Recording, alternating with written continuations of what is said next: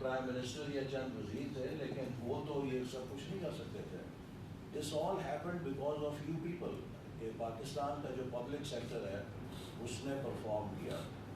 اسی طرح مجھے یاد ہے کہ جب 5 جولائی 2013 کو سی پیک کے معاہدے پہ میں نے بیجنگ میں دستخط کیے، تو پاکستان آنے کے بعد پہلا سوال صحافیوں کا، دانشوروں کا، اور جو ہمارے کچھ ڈیولپمنٹ ایکسپرٹس کہ جی آپ یہ کر تو آئے ہیں، کیا آپ چین کے ساتھ چل سکیں گے؟ ان کی رفتار تو بڑی سپر سونک ہے.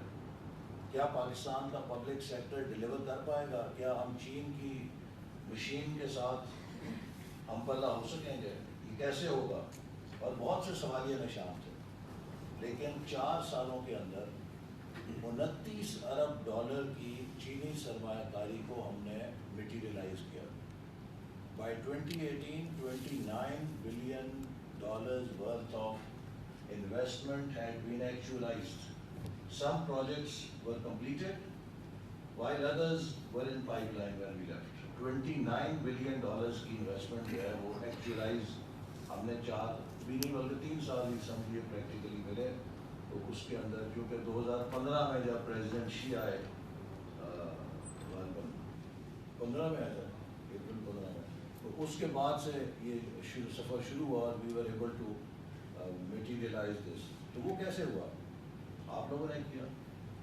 جتنے سی پیک کے پروجیکٹس ہیں وہ منسٹریز نے کیا ہے، ان کی ساری اسکروٹنی پلاننگ نے کی.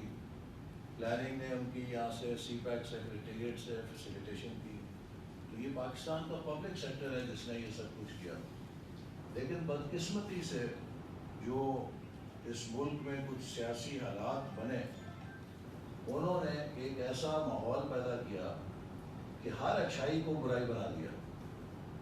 کہ بجائے اس کے کہ ہم اس میں پرائڈ لیتے کہ ہم نے 11,000 میگا واٹ 4 سال میں لگائی ہے، وہ 11,000 میگا واٹ جو ہے گناہ بنا دیا گیا. جی یہ کیوں بنی ہے، یہ کیوں لگی ہے، کیسے